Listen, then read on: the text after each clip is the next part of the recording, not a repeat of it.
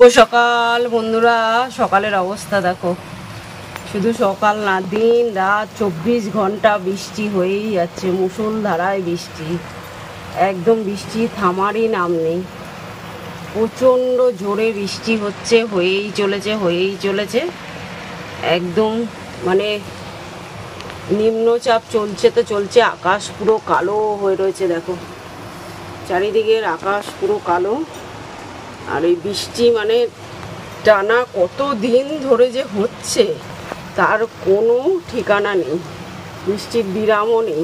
আর প্রচণ্ড জোরে হচ্ছে, প্রচণ্ড জোরে। চারিদিক দেখো প্রচণ্ড জোরে হচ্ছে, একদম কালো অন্ধকার আকাশ। আর একদম এই বৃষ্টির অন্ধকারাচ্ছন্ন পরিবেশে কোনো কাজ করতে মন লাগে বলো দেখি? এখন মনে হচ্ছে শুধু সব কাজ বন্ধ করে আকাশের দিকে তাকিয়ে বসে থাকি। কিন্তু বৃষ্টি হোক আর রোদ্দুর হোক, যাই হোক, সংসারের কাজ কি থেমে থাকে? সংসারের কাজ কারোর জন্য থেমে থাকবে না। তো চলো জানলাটা বন্ধ করে দিই, জল আসছে।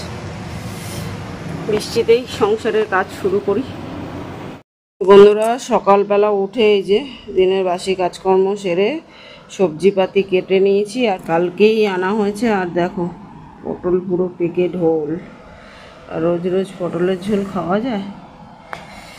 তো চলো, এই যে পেঁপের ঝোল করব, পটল ভাজা করব। এগুলো ভাজা করে ফেলি, নাহলে রাতে বেলায় নষ্ট হয়ে যাবে, পুরো পেকে গেছে। আর এইদিকে উচ্ছে আছে, উচ্ছে ভাতে করব। এই সবজিপাতি কেটে নিয়েছি। পেঁপে ভালো করে কষে গেছে দেখো। হালকা পাতলা রান্না খেলে বড় মাছের শরীর ভালো থাকে।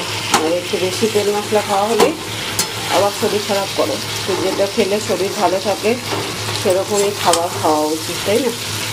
এবার তেল ছেড়ে দিয়েছে। চলো এবার জল দিয়ে একটু ফুটিয়ে নিই। খুব জোরে এখন বৃষ্টি পড়ছে দেখো, মুষলধারায় বৃষ্টি হচ্ছে, মুষলধারায় বৃষ্টি নেমে গেছে এখন। এই যে জল চলে আসছে ঘরে, জানলাটা বন্ধ করে দিই। মুষলধারা বৃষ্টি হোক আর পৃথিবী উল্টে যাক, যত যাই হোক না কেন সংসারের কাজ কিছুতেই থেমে থাকে না।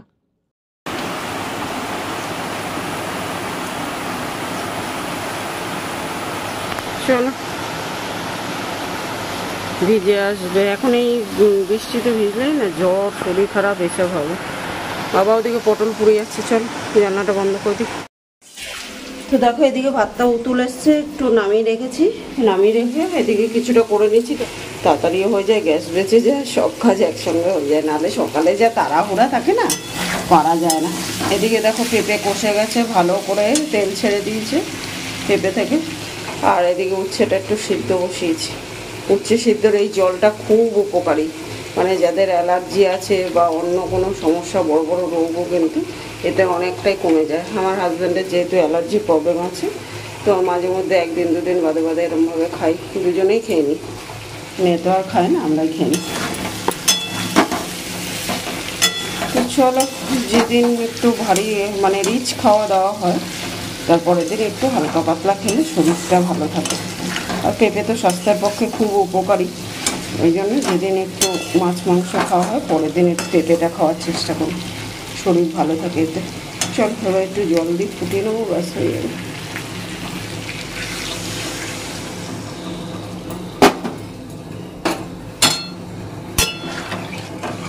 তেল কিন্তু বেশি দিইনি, কালকে পাঁপড় ভেজেছিলাম সেই কড়াইটার মধ্যে করেছি, তো ওই জন্য মনে হচ্ছে অনেক তেল দিয়েছি, কিন্তু তেল দিইনি। পাঁপড় ভাজা তেলে রান্না করলে এরকম ওপর দিয়ে তেল ভাসে, দেখবে যে কোনো তরকারিতে।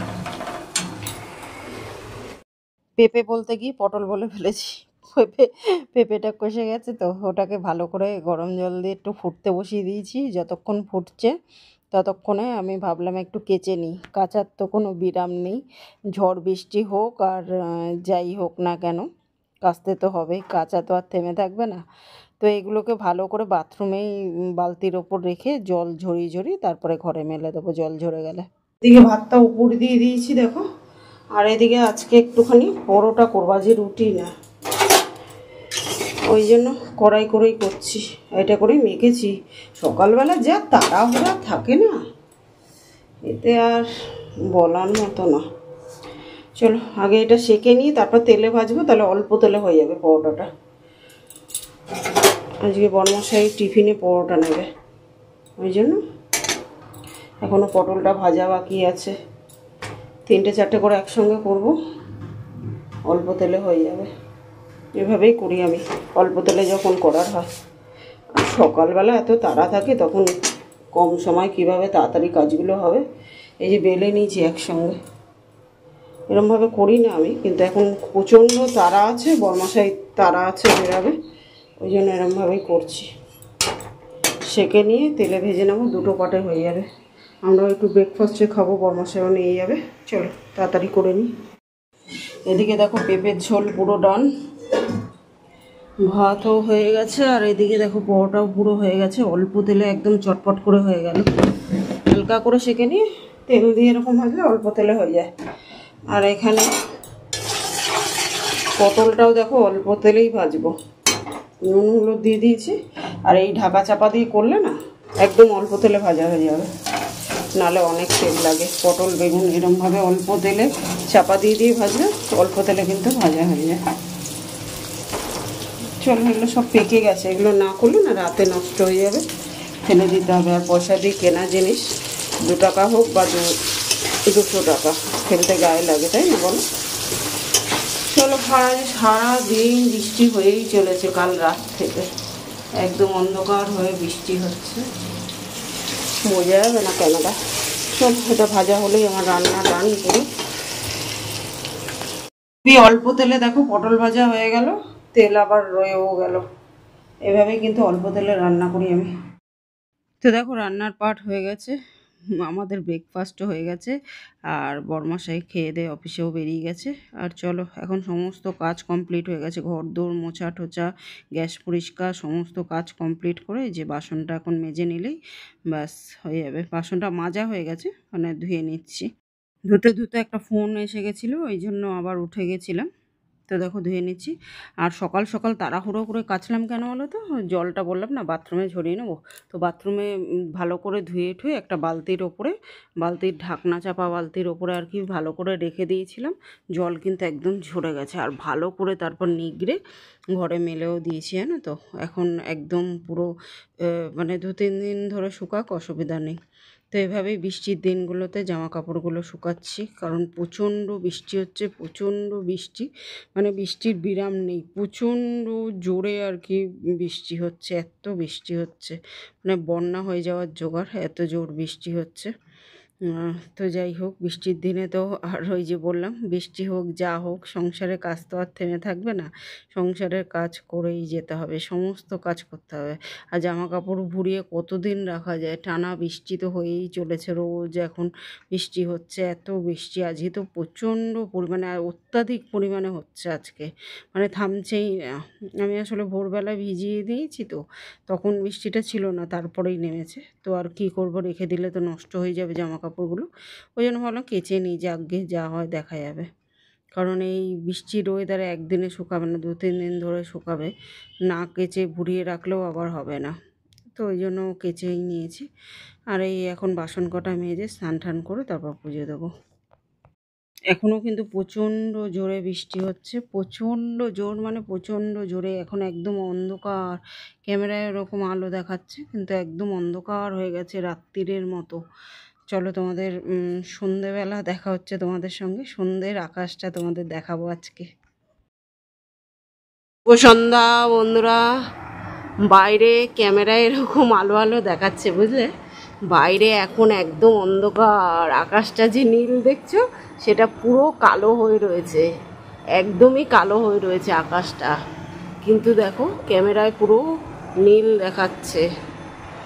এখন বাইরের মানে অবস্থা একদম কালো মেঘ, খুব জোর। তো সারাদিন বৃষ্টি হচ্ছে, সারাদিন বৃষ্টি হচ্ছে, বৃষ্টির কোনো বিরাম নেই, আর একদম পুরো অন্ধকার কালো হয়ে রয়েছে।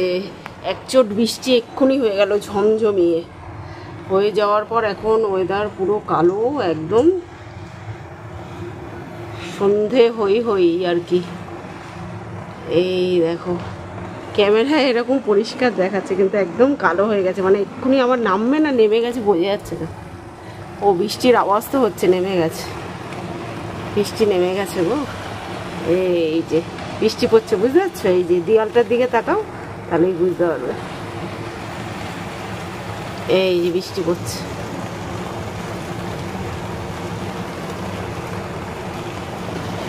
এই যে দেখা যাচ্ছে বৃষ্টি, মানে জোরে জোরে নেমে গেছে এখন।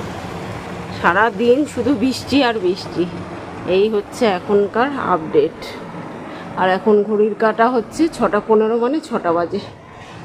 চলো সন্ধ্যাটা দিয়ে নিই।